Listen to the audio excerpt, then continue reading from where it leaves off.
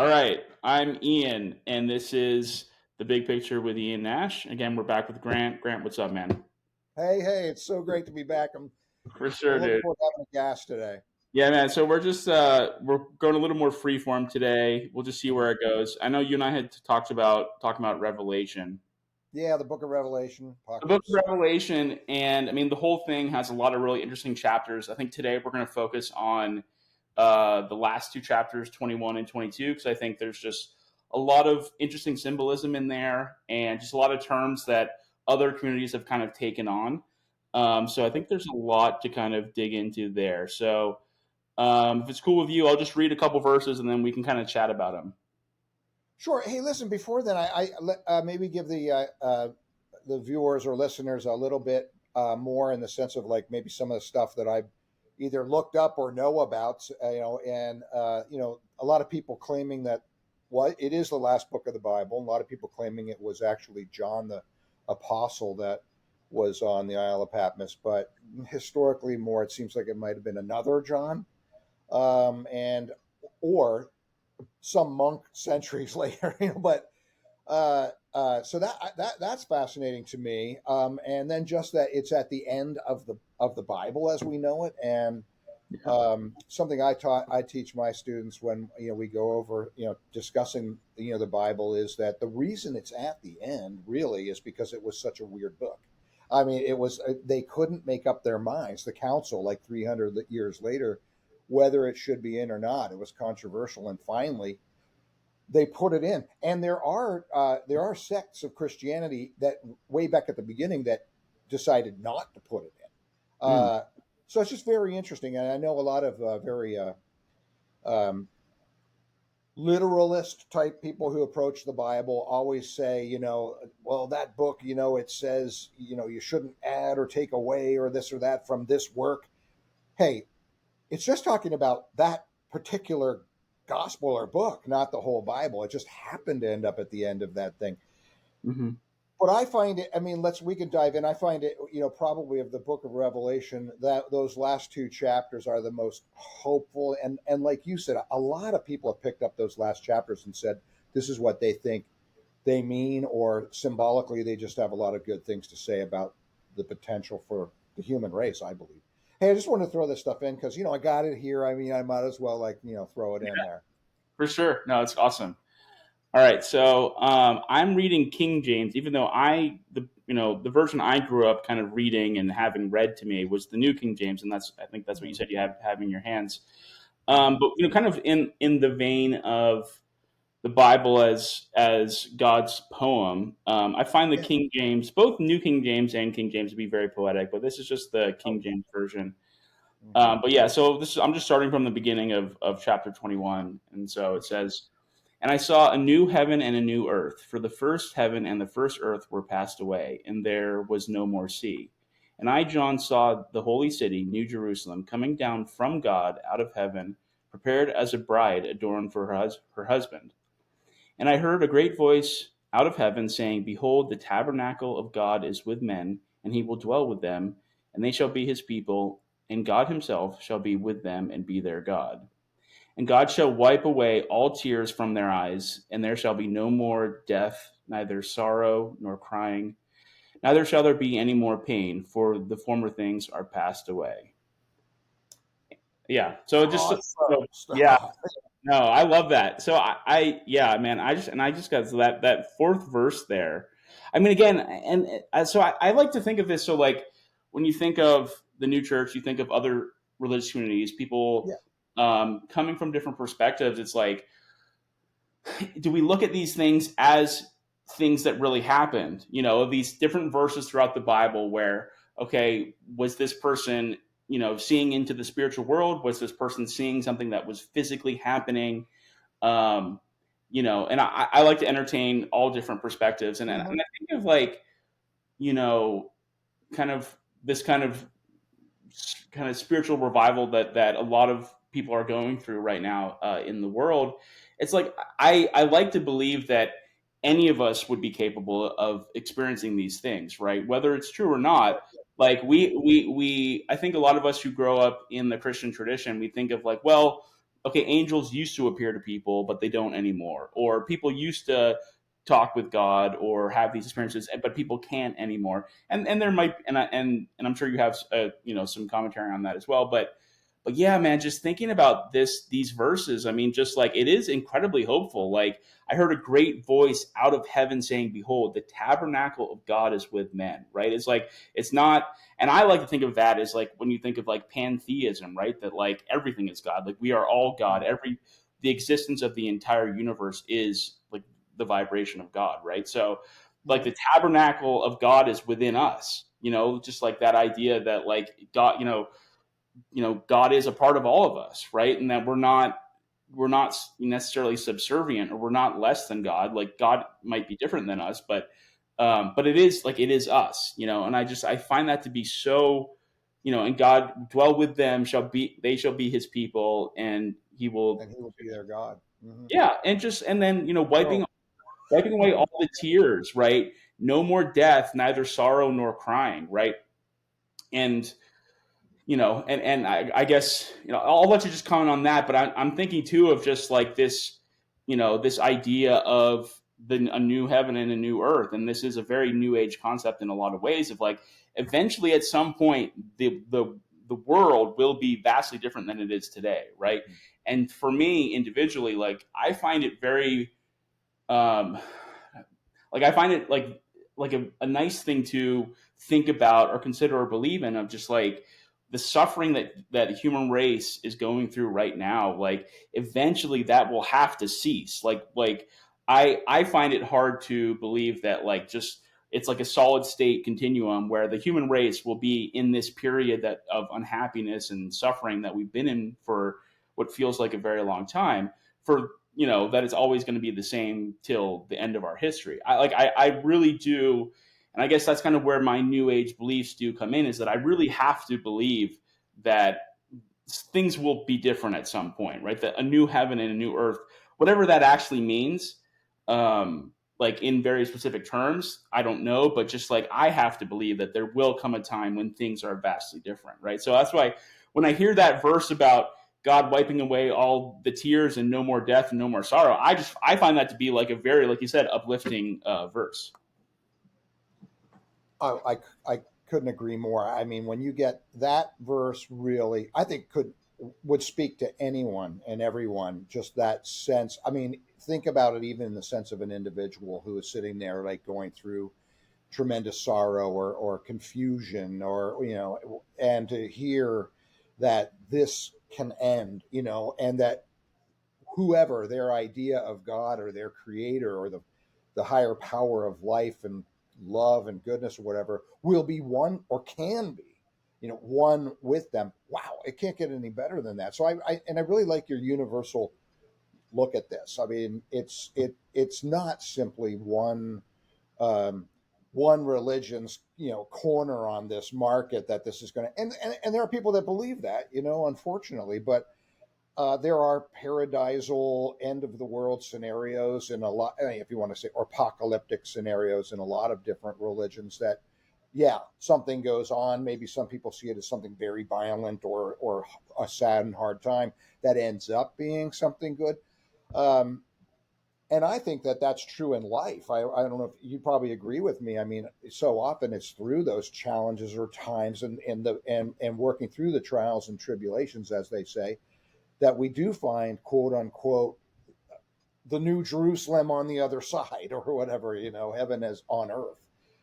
There's so much there. I just love it. I think that it's funny because people look at that whole book of Revelation in different categories about what it might be about. Like some people think that it was, and it was like something that John was saying that was going to happen during his time, that he was seeing something that was happening then.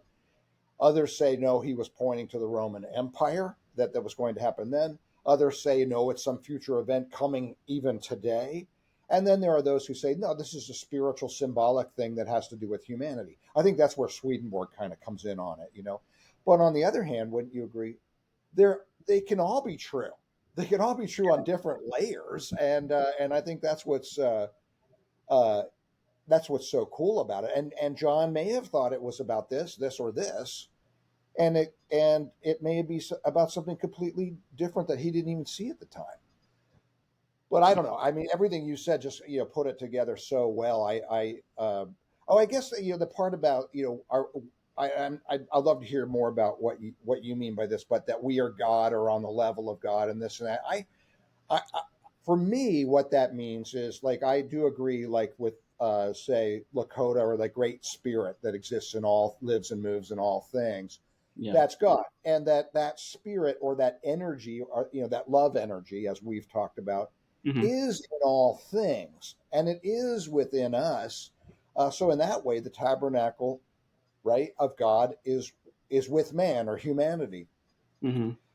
Um, but I guess I want to, would you agree with that? I mean, because I know that there are philosophies, and it's fun. You're entitled to believe whatever you want, but the idea that uh, does God in us, or are we God? I remember a good friend of mine, and Bill Brimfield, jazz musician in Chicago. In fact, it was the first person adult I ever baptized into the church. He said, I don't want to be God. Sort of like I want to taste sugar. I don't want to be sugar. And I thought that made a lot of sense. I don't know. What do you think about that idea, like Yeah. tabernacle I God? think kind of in my exploration of that concept, I think, I've listened to a lot of like Alan Watts, just very interesting kind of philosopher and stuff. And he was kind of one of the first people to bring Zen Buddhism to the West and Hmm. like kind of explain that, kind of Zen is what he would describe as the religion of no religion. Like Hmm. Zen is, though one of his famous quotes is, Zen is not thinking about God while you peel potatoes. Zen is to peel the potatoes, right? That all of our theorizing about the universe or God or anything is essentially moot, right? And we just need to live. And like the experience that we are having now, like whether you're riding a bike, driving a car, eating a sandwich, you are experiencing God. Like consciousness itself is God, right? And we are we're all different lenses, different apertures into the universe. We are essentially the universe experiencing itself, right? And in that sense, if you think of God as a politically kingly figure, that's not what we are. None of us are God as a king, but we are God in the sense that we have consciousness, right?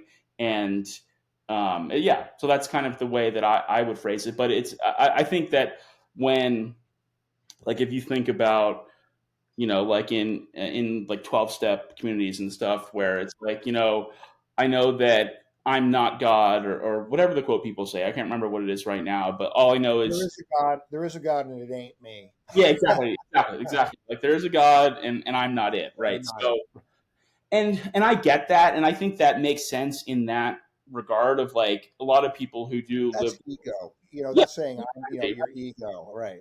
yeah, if you live your life in a way where you're destroying your life, other people's lives, and right, and you were serving your own desires like without regard for other people's, wants and needs and everything. In that sense, that person needs to be told, I'm not God, right? Because they were living as if they were God in the kingly sense, God as the, emperor of the universe type thing. That person needs to be told that. But I think if you look at it as, and again, this is probably generational too, is where a lot of us kind of grew up with this sense of like not being good enough for God or good enough for the universe, or Mhm. like to have the sense of like, no, like the new universe needs you, right? The Mhm. fact that like you are, yeah, it's like when you look into, like pantheism is not that we're all God and we can send thunderbolts and control stuff. It's more just that like I'm trying to think of what the quote is. Like we are we didn't come into the world, we came out of the world, right? Like we were the universe, like we are, like if, okay, so let's say the universe, like the Big Bang is how it started, right? So let's say the Big Okay. Bang, the physical universe was created in the Big Bang. We don't know how it happened or why or whatever, but let's say was the beginning. That energy, those atoms, right, those molecules that happened in the Big Bang we are a part of that because the atoms, Yeah, well, right, we're a part of that, right? So absolutely.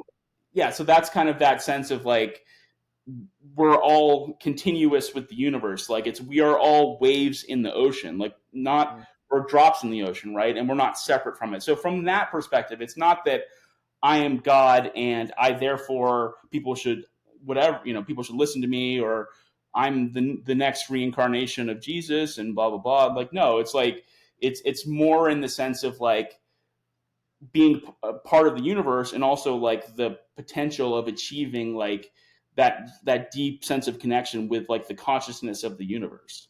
Mhm. Wow, that's a lot, and I'm familiar with a lot of that, and I was trying to put my head around it. But then again, isn't that part of it? Is hey, don't even try to put your head around it. That's the wrong It, approach. Kind yes, for of. sure. It's interesting. In a completely. Oh, I never mind. It was just actually a story I told before about Tracker Jerry Finkelday.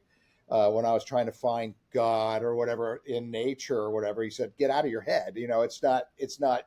You're not going to find it that way." I think this is what you're saying is some of the same thing.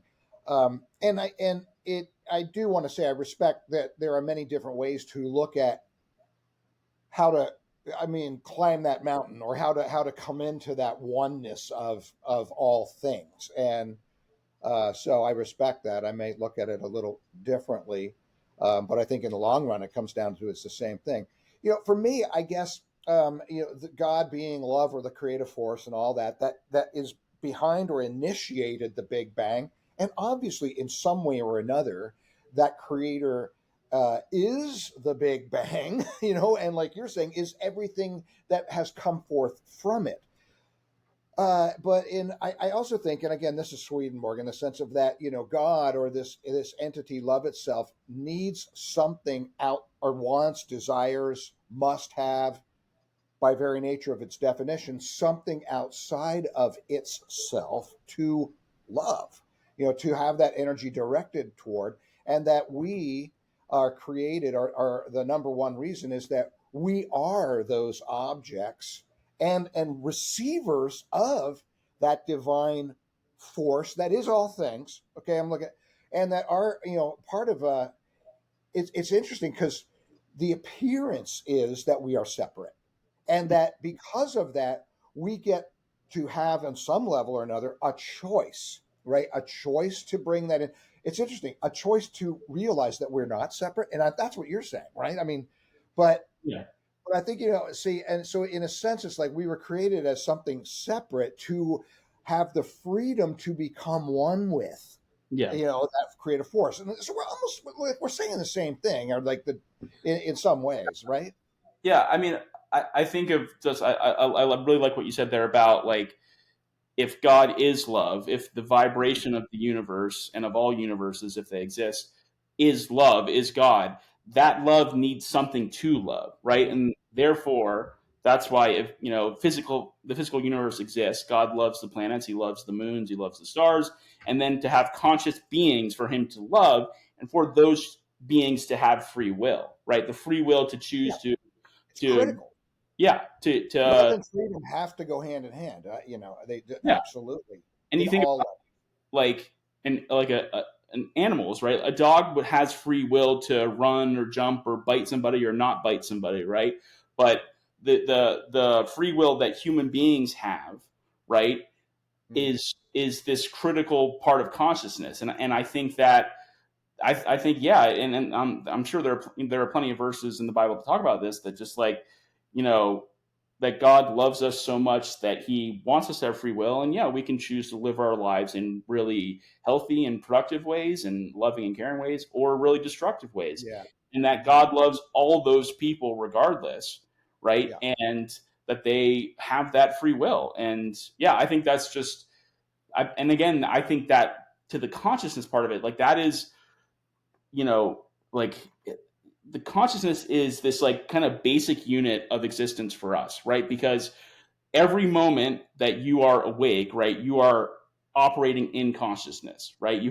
You're consciously existing. So like for that to be kind of a part of being like being connected with God is like God gave us consciousness, God is consciousness, we are consciousness, and to that love to give us free will. I don't know. It's cool. One of the things what you thank you, and you were just talking about is the idea, the free will, to obviously the idea is to accept that creative, loving force to flow through us and realize our oneness with that as well as each other, as we would agree with. Yeah, I think we would agree with that completely.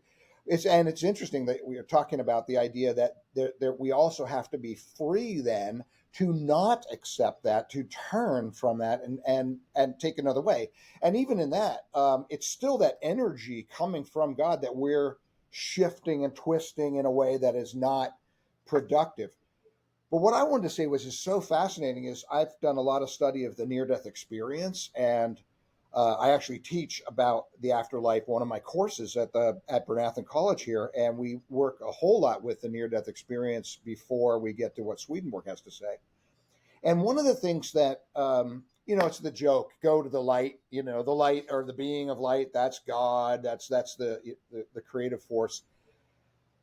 People who had been dead for quite a long time and then revived have often seen things, a lot more things than the typical near-death experience, where people may have an out-of-body experience, feel like seen friends and relatives, maybe seen a being of light, had a review of their life. Some people really go further down and see things that are, interestingly enough, some of them are very similar to the Book of Revelation. But what I wanted to say was, one thing that people have reported is they see these people or these beings or whatever that are turned away from the light and are moving away from the light, and they're confused and they're miserable, but it seems as if these people that see them recognize that it is a choice. That to me, I mean, if you wanted to put it in Christian terms, I mean, maybe that's what hell is, right? A hell is the absence of God, going the wrong way, free to do it. Nobody's happy about it. No one's putting us there except ourselves, and that's our choice. It was just interesting. I think that fits right in with religion, what people are experiencing, uh, Book of Yeah, Revelation, everything. yeah. I mean, I've explored the concept of near death experiences Mm-hmm. to a decent amount, and yeah, like Anita Morjani, I read her book. That was really interesting. Mm-hmm. Dr. Eben Alexander, that's a really interesting one too. Great book. Yeah, that's a great book as well. Yeah, I mean, I think of it also like I think God appears to people in a way that they can stomach, right? I think if you were someone who was grew up in a like very very Christian background or whatever, like God's going to appear to you as Jesus because that's what's going to make the most sense to you. And I mean, just talking about Christ consciousness and that whole thing, I think it's just very interesting concept as well. But yeah, like I really like talking about the choice part of it. Like I think in both of those, especially Anita Morjani's, but definitely just that idea of like they gave her the choice. Like, yeah, if you die, your husband, this is what's going to happen to him. This is what's going to happen to your kids, and because like in that in on the other side, right?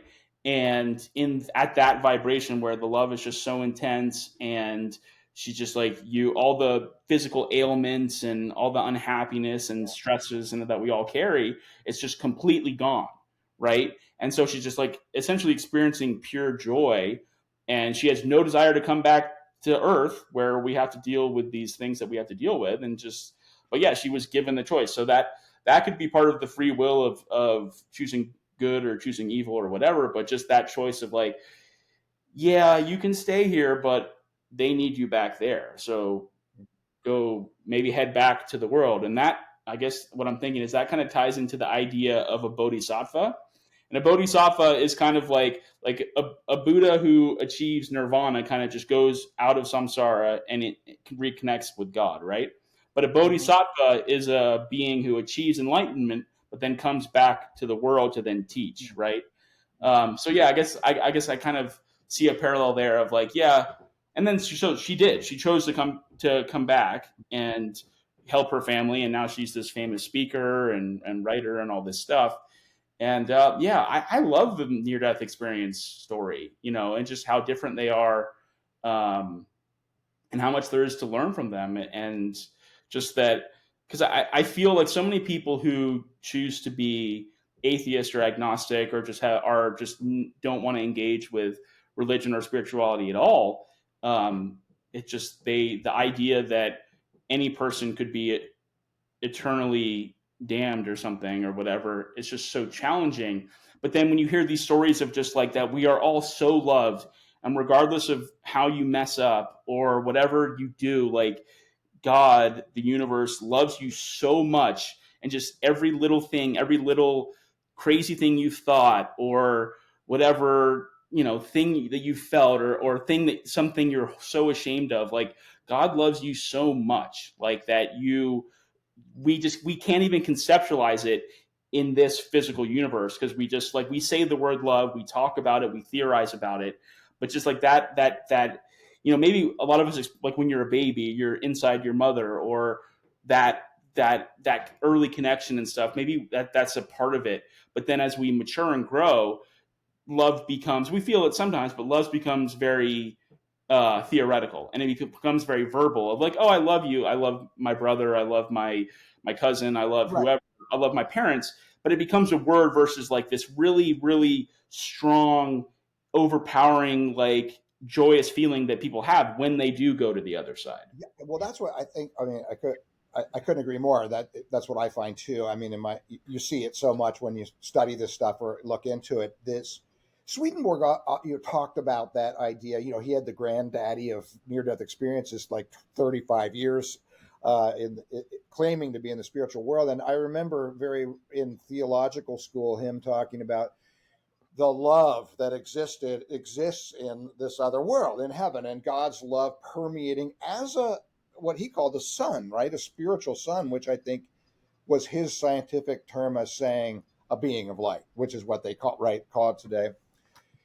Well, you hear that, oh yeah, love, love from God and all that, and yet when you hear what these people are experiencing, you realize, oh, love. I mean, they feel the warmth surrounding them, and it's alive and personal, and no judgment. I love that about the near death experience. There's so many different. Almost, I could almost say practically all religions, maybe not Buddhism, but have some kind. If there's an afterlife, there's some kind of judgment, and in the near death experience, there isn't. And So Swedenborg will also say, well, God doesn't judge us at all. We end up going or being who we choose to be. If we want to make our lives a hell, and that he would say that follows us into the other world, but Mm. we choose that hell. It's not, God doesn't throw us into hell. In fact, if we really got serious and used our heads a little bit, if God is love, God doesn't want to, can't, put us somewhere where we're tortured for eternity because we missed the cues or something. No, there's that pure love coming so strong at us. But God loves us so much, he allows us to mess up, right? And Yeah, yeah, so absolutely. it's really interesting. I think, and yeah, like I think it made me think of like ancient Egyptian religion, and that's, ancient Egypt is such an interesting topic, so much in there. But yeah, that idea, like, because there's not a judgment necessarily in the near death experience, but there is often a life review, Oh where yeah, absolutely. you essentially see your whole life as a movie, and a lot of times you experience it as the other person, right? So some really mean thing you said, or some way in which you harm someone, you experience what they were going through and what they were feeling in that moment. And then so for your spiritual growth to be like, wow, like I really harmed that person in that moment, and I feel that pain that person went through, right?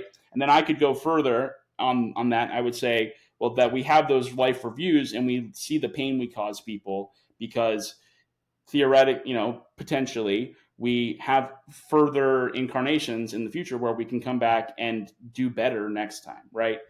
Well, Uh, my study and yeah, experience in that, I mean, maybe this gets into again when we go back and forth with reincarnation or not or whatever. But may yeah, I oppose what you say this time yeah, in the sense of that my vast study of the near death experience, it's rare for it to be about, oh, I did something wrong. In fact, most of the time it's extremely positive, yeah, even when you're going through it with, even when you're seeing those things you do wrong.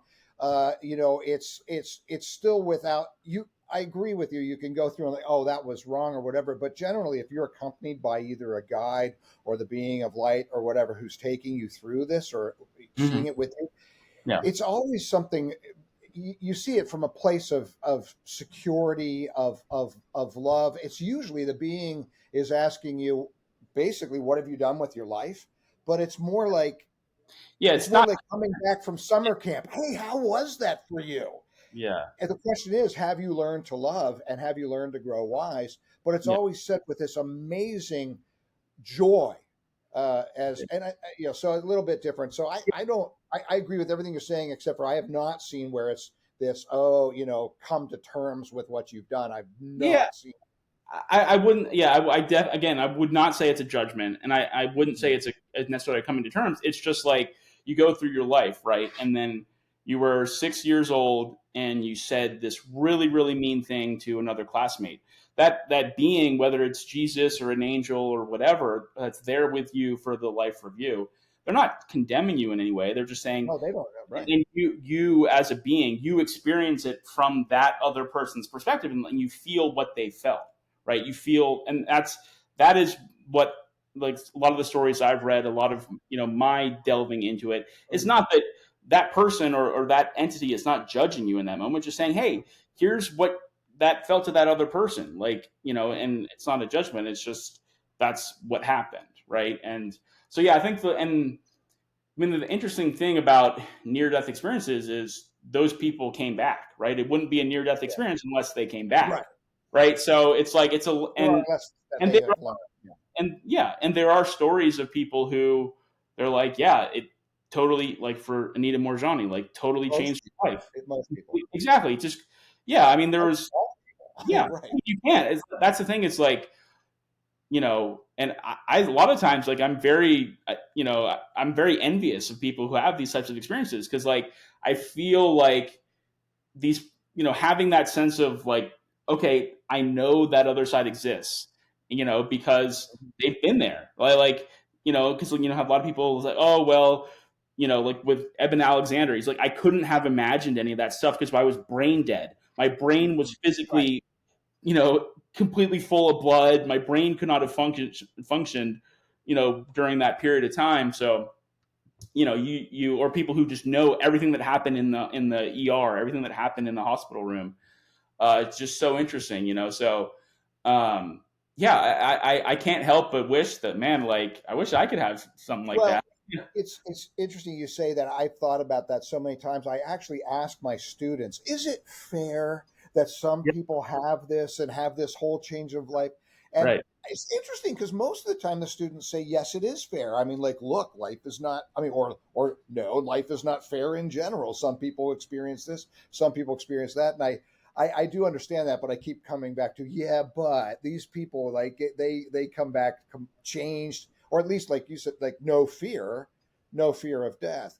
The other Yeah, thing, though, that is interesting, and I'm sure you're aware of it, all the studies that you've done, is that uh, a lot of people, though, when they do come back, go through a state of depression yeah. because Oh yeah, they they miss it. I mean, if you're feeling completely and totally loved, which you just talked about, and also enlightened to understand. A lot of people, like, they understand all things. Swedenborg said, when I was in that light, I just felt like I could understand all things. And he says, quote unquote, sometimes I resented the fact that when I came back into the consciousness of this world, I couldn't grasp it anymore. And I've heard that so many times with the near death experience too, when they come back, like, oh, I understood all things. I felt complete love and acceptance and peace, and now I'm back here. Now they still feel like I should be here. I know that I have stuff to do, but wow, that was so. It's a balance, I guess. yeah. I mean, it's true. Like, you go to the realm of just the vibration of complete love and just complete Yeah. acceptance. Like, I mean, it's a cool thing to think about. Just like I would imagine, just There will be no death, no sorrow, no crying, for the right, former things have passed away. Okay, I had to bring it back. exactly, and maybe, to your point, maybe it's just the next place. Like the next place is the new heaven and the new earth, and just that place where there is no sorrow and no crying and all that Well, stuff. even if, and I certainly believe, and I think you do too, that it is an image of what can be here, but at the same time, that is heaven, right? I mean, that state is heaven, whether it's here or there. It's love in action, it's oneness, it's everything that we've been talking about. So I love that, all levels, it can be true. Yeah, no, I really love it too. Well, that Yeah, was really interesting. We, going to do the Book of Revelation. We ended up doing the near-death experience and all this esoteric stuff. That was really a lot of fun, actually. So we yeah, can hit this. I got the book here. I'm like, oh wow, okay, now what? But personally, I think we should quit right now while we're ahead and take this up all again. right, sure, man. Yeah, no, I love it. Yeah, it really does, and like you said, yeah, I mean, I think it's almost like it would be cheating if we all had near death experiences, right? Like it would, and I'm sure these are things you've looked into or taught and studied, of just like Yeah, we wouldn't have free will. Like if every single one of us knew for sure that God existed, or knew that heaven existed, or knew whatever, it wouldn't be free will, right? exactly. And so the fact that we do have it, and we do have the capacity to love, and love despite being harmed, right? You like we are here on this, plane of existence, and this planet, which is like can be incredibly challenging at times, Oh and yeah, and we choosing to love amidst suffering, right? Like that's the gift of God, right? That's the gift of free will from God, is like if you can learn how to love in the midst of all the suffering that we're exposed to and that we are sometimes victims of, that's true free will. That's the gift of yeah. God. And that's how it becomes our own. I mean, in other words, that's interesting because we're going to say that's how that love becomes our own. Which another way of translating that would be, perhaps, and even in Buddhism, is that that's how we become one with that joy, with the joy and with the love, with life itself. Nice. All right, cool, man. We'll quit while we're Yeah, ahead. So great job, man. I'll see you next time. absolutely. Yeah, sweet.